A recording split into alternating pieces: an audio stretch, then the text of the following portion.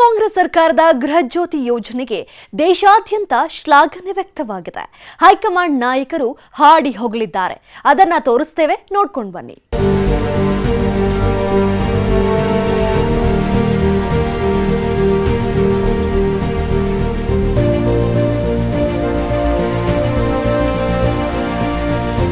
ರಾಜ್ಯದ 1.60 ಕೋಟಿ ಜನರು ಗೃಹಜ್ಯೋತಿ ಯೋಜನೆಯ ಲಾಭ ಪಡೆದಿದ್ದಾರೆ.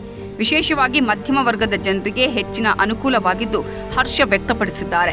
ವಿದ್ಯುತ್ ಬಿಲ್ನ ಹಣವನ್ನ ಮಕ್ಕಳ ಟ್ಯೂಷನ್ ಫೀ, ಹಿರಿಯರ ಔಷಧೋಪಚಾರಕ್ಕೆ ಬಳಸಿರುವುದಾಗಿ ಹೇಳಿಕೊಂಡಿದ್ದಾರೆ. ನುಡಿದಂತೆ ನಡೆದಿದ್ದೇವೆ ಎಂಬ ಸಾರ್ಥಕ ಭಾವ ನಮ್ಮಲ್ಲಿದೆ. ಡೀಲಿಂಗ್ ಸೌಲಭ್ಯ ಬೇಕು ಅಂತ ಜನ ಕೋರಿದ್ರು.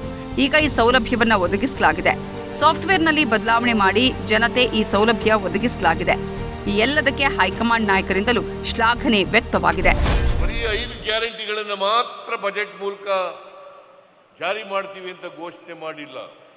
ಅದರ ಜೊತೆಗೆ 76 ಭರವಸೆಗಳನ್ನ ಬಜೆಟ್ನಲ್ಲಿ ಹೇಳಿರ್ತಕ್ಕಂಥ 76 ಭರವಸೆಗಳನ್ನ ಜಾರಿಗೆ ಕೊಡ್ತಕ್ಕಂಥ ನಿರ್ಣಯವನ್ನ ಬಜೆಟ್ ಮೂಲಕ ಕೊಡ್ತಕ್ಕಂಥ ಕೆಲಸವನ್ನ ಮಾಡಿದ್ದೇವೆ.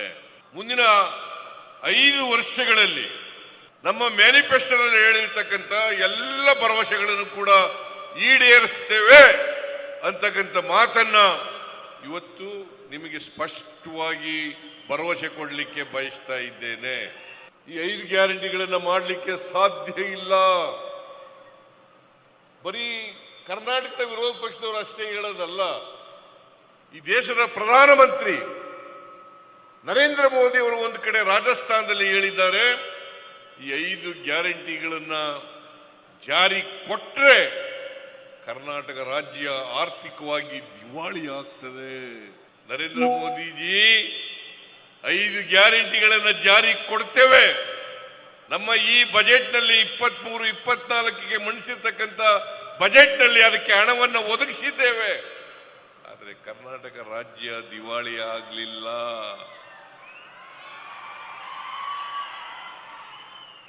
ಇವತ್ತೇನಾದ್ರೂ ಕರ್ನಾಟಕ ರಾಜ್ಯವನ್ನ ದಿವಾಳಿ ಮಾಡಿದ್ರೆ, ಈ ದೇಶವನ್ನ ದಿವಾಳಿ ಮಾಡಿದ್ರೆ ಅದು ನರೇಂದ್ರ ಮೋದಿ ಅವರೇ ಹೊರತು ನಾವಲ್ಲ ಅಂತಕ್ಕಂಥದನ್ನ ನರೇಂದ್ರ ಮೋದಿ ಅವರಿಗೆ ಹೇಳಲಿಕ್ಕೆ ಬಯಸ್ತಾ ಇದ್ದೇನೆ. ಬಿಜೆಪಿಯವರೇ, ನಿಮಗೆ ತಾಕತ್ತಿದ್ರೆ ನಾವು ಯಾವ 5 ಗ್ಯಾರಂಟಿಗಳನ್ನ ಕರ್ನಾಟಕದಲ್ಲಿ ಜಾರಿ ಕೊಟ್ಟಿದ್ದೀವಿ, ಆ ಗ್ಯಾರಂಟಿಗಳನ್ನ ಇಡೀ ದೇಶದಲ್ಲಿ ಎಲ್ಲ ರಾಜ್ಯಗಳಲ್ಲಿ ಮಾಡ್ತಕ್ಕಂಥ ತೀರ್ಮಾನವನ್ನ ಮಾಡಿ ಅಂತಕ್ಕಂಥ ಮಾತನ್ನು ಹೇಳಲಿಕ್ಕೆ ಬಯಸ್ತಾ ಇದ್ದೇನೆ. ಬಿಜೆಪಿ ಸರ್ಕಾರ ಇತ್ತು, ಅವರು 5 ವರ್ಷ ಮಾಡಿದ್ರು. ಆದರೆ ಯಾವುದೇ ಒಂದು ಯೋಜನೆ ಅವರು ಬಡವರಿಗೆ ಕೊಡಲಿಲ್ಲ. ಪುನಃ ಈಗ ನಮ್ಮ ಸರ್ಕಾರ ಬಂದ ಮೇಲೆ ಹಿಂದೆ ಇರ್ತಕ್ಕಂಥ ಕಲ್ಯಾಣದ ಯೋಜನೆಗಳು ಈಗ ಪುನಃ 5 ಗ್ಯಾರಂಟಿ ಬಗ್ಗೆ ಇಡೀ ದೇಶದಲ್ಲೇ ಎಲ್ಲರೂ ಕೂಡ ಅದು ಸ್ತುತಿ ಮಾಡ್ತಾ ಇದ್ದಾರೆ. ಈ ನಮ್ಮ 5 ಗ್ಯಾರಂಟಿ ಏನು ಕಾಂಗ್ರೆಸ್ ಪಕ್ಷದ ಸರ್ಕಾರ ಕೊಟ್ಟಿದೆ, ಸಿದ್ದರಾಮಯ್ಯ ಅವರ ನೇತೃತ್ವದಲ್ಲಿ, ಶಿವಕುಮಾರ್ ಅವರ ನೇತೃತ್ವದಲ್ಲಿ ಇವತ್ತು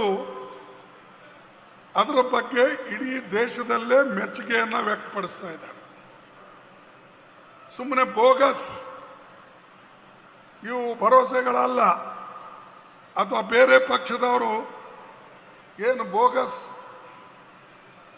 ಒಂದು ಮಾತು ಹೇಳ್ತಾರೋ ಕೊಡ್ತಾರೋ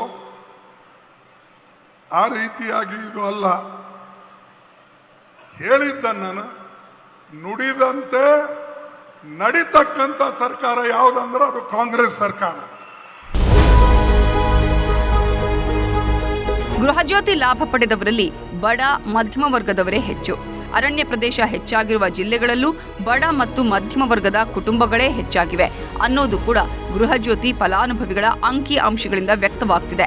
ಇಂತಹ ಕುಟುಂಬಗಳನ್ನು ತಲುಪಿದೆ ಕಾಂಗ್ರೆಸ್ ಸರ್ಕಾರದ ಗೃಹಜ್ಯೋತಿ ಯೋಜನೆ. ಹೀಗಾಗಿ ಸರ್ಕಾರದ ಯೋಜನೆ ಮನೆ ಮನೆಗಳಿಗೂ ತಲುಪಿ ಮನಗಳನ್ನು ಗೆದ್ದಿದೆ. ಇದೇ ಈ ಹೊತ್ತಿನ ವಿಶೇಷ. ನೋಡ್ತಾ ಇರಿ ನ್ಯೂಸ್ 18 ಕನ್ನಡ. ಜಾಲ ನಮ್ಮದು, ಬಲ ನಿಮ್ಮದು.